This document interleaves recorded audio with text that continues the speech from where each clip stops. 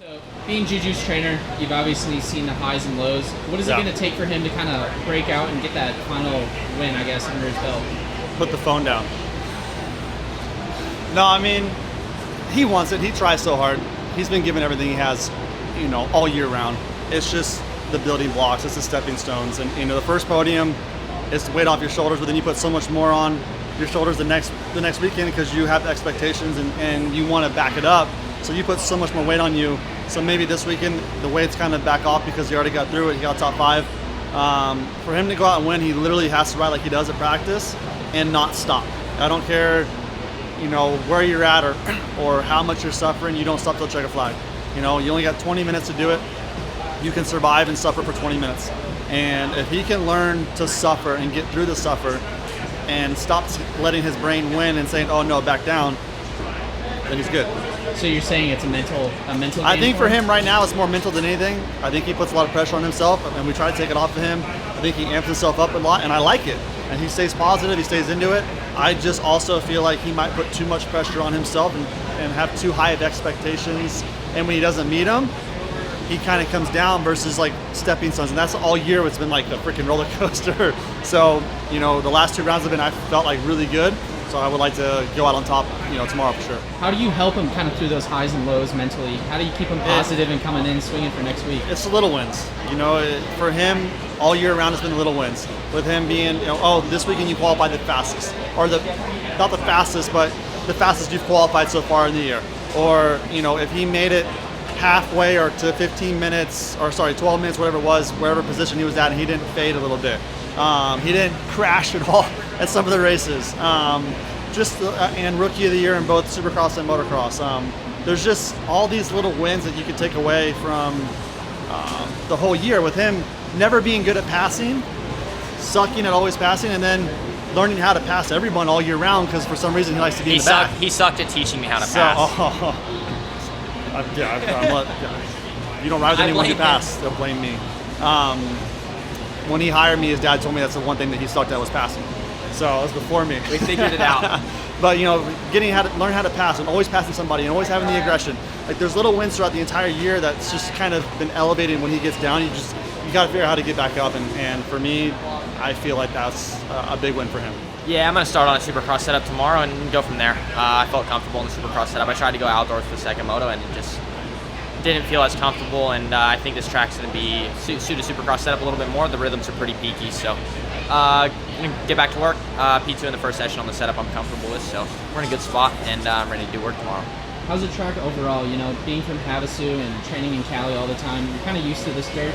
You're more feeling at home than you have at the other tracks? Yeah, for sure. I think the dirt suits my style a little bit. It's a little pebbly, a little more like home. It's way better than Dallas was, so I'll take it. And then we were talking to Davi just a second ago.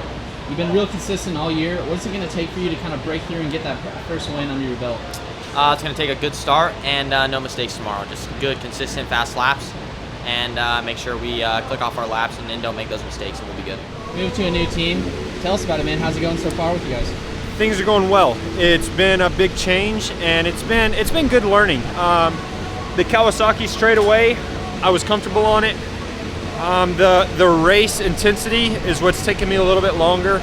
I was comfortable to go race right away, but just getting the bike in different situations in a race scenario, it's like you don't know what the bike's going to do till you get it in that position. So, yeah, things are going pretty well. We're at Vegas for the last round of the SMX now, and it's been a quick 6 rounds with this team. This team, they really rolled out the red carpet for me and welcomed me with open arms. It's like, hey, I don't need much, I just need help getting to the races, and they're like, well, we got the stuff. So yeah, things have been really well. That this team works really hard. They're a small team, but they have the resources that they need, and the other stuff they don't really worry about. So that's what I'm really excited about, and the team is working really well together. Everybody is pretty close knit on this team, and I think that's important. That's something that I'm learning more of each time we're at the races, and yeah, just getting the bike more tailored to me specifically. I've been on Freddie's setup really all of outdoors. Supercross, we've set things up a little bit for me. Here at Vegas, I rode Supercross stuff on the first free practice, and it wasn't very good. It's yeah, a little bit too stiff. So I went to my outdoor setup for the second practice, and that went a lot better. And so yeah, just kind of making little changes, getting as comfortable as we can to ride with as much intensity as we can. And I'm comfortable in these conditions. I really like the hard pack, and yeah, man, life is good. And it's pretty bittersweet to be at the last round. This year has been really long, and I'm excited to be here at the last one because I've been at every other one, and that's been a huge goal of mine this year is to race every scheduled race, and this is the first time that I've done that in my career. So as far as 450s go, but life is good. God's blessed us with some nice weather. It was pretty warm earlier, but the breeze has picked up now, and yeah, not much to complain about. Can you give us a kind of a quick recap of your SMX season so far? You know, it might not have been what you wanted, but what's it going to take you and Freddie to kind of get closer to that top step?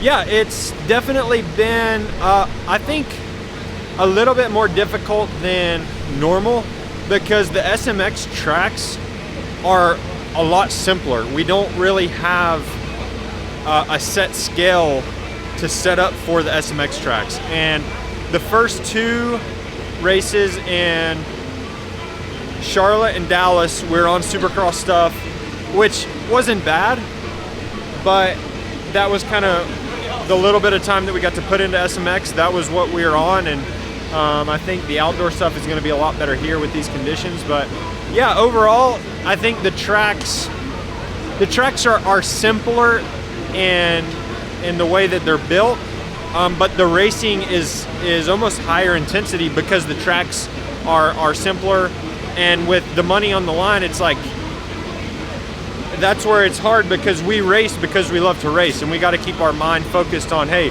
we race to win, we don't race for this dollar. And that's where it's pretty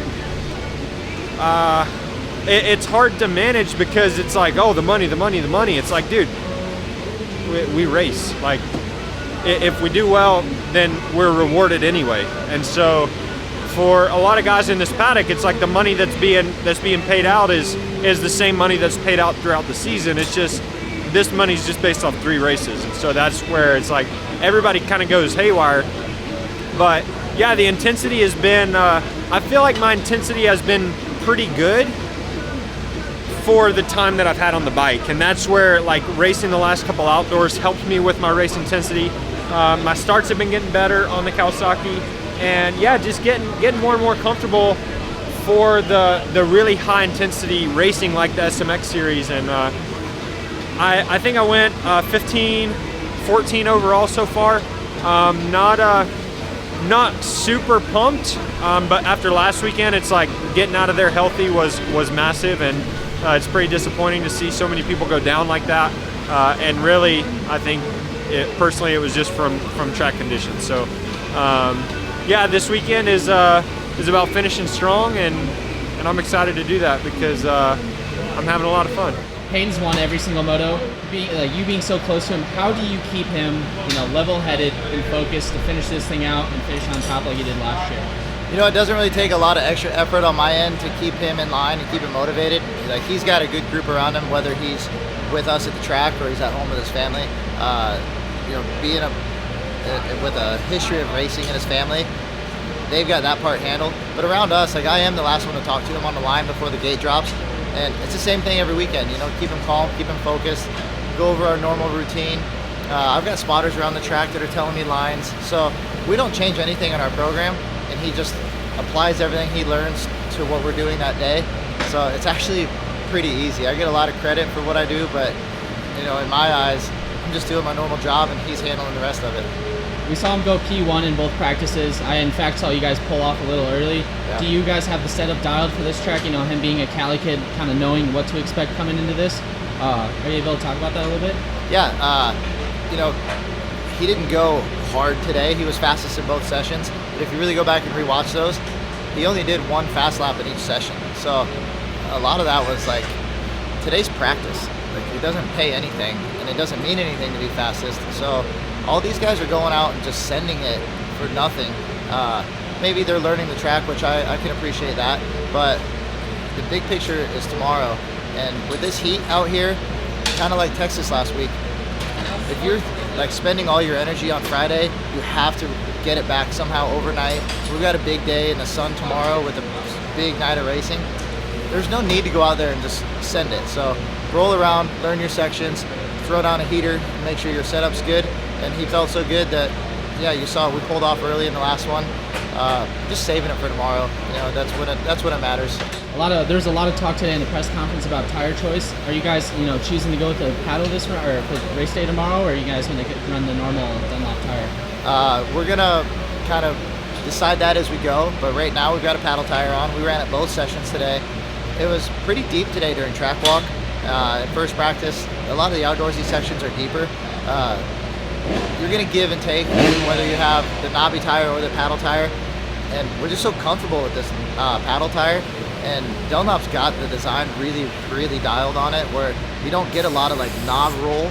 So you get a lot of traction with this tire. And if he can triple in off turning, come out of a turn and still hit jumps without losing traction, it's not really doing anything bad. So if he's comfortable with it, we'll keep running it. What's it going to take to kind of dethrone someone like Drew Adams, who's on such a hot roll right now? I think good starts, number one, and just putting in consistent laps.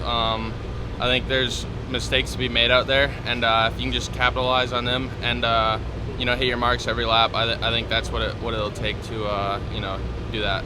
You guys are kind of the first ones to have a look at this track and actually get to ride on it. What were your thoughts? What is your kind of game plan coming in tomorrow? Yeah, my thoughts are the track's sick. I think it's a really cool layout. But as far as game plan going in tomorrow, I just twist the throttle, try and throw down some fast laps and qualify and work on a couple of things I struggled with during today. That's going to be my main goal. And try and shave off just a little bit of time, but happy with my day today, and I think I got some momentum going into tomorrow. I have more of a Supercross setup. I was lucky enough to have Craig from Enzo come out about 2 weeks ago and test with me. So we got the bike working really good, and it felt great today. So other than that, I think I don't really know what else everybody else is on, but I'm on Supercross setup. I just think with some of the rhythms that are out there, it'd be too hard just to go on more of an outdoor setup. Yeah, I mean, the first one was a little bit slick from the water, which is reasonable. I'd rather it be like that than how it was at Texas and super hard packed. But no, it was good. We did the first session, and I had to make a few adjustments with the gearing, but after that, it was good. Yeah, so I'm on like a more Supercross setup, but with a little bit softer setting than a real Supercross setup would be. And I honestly like the way it handles. It handles good, and I don't plan on changing it. So, what's it going to take for you to dethrone someone like Drew and Cole Davies and be up top on that top step? Yeah, I think it's going to be the start's obviously a big game changer. So if you get the whole shot and ride your race and say those dudes are behind, I mean, it's honestly hard to pass in 10 minutes plus a lap. But, I mean, it is doable. So get a start, ride consistent, and I think that's what it takes.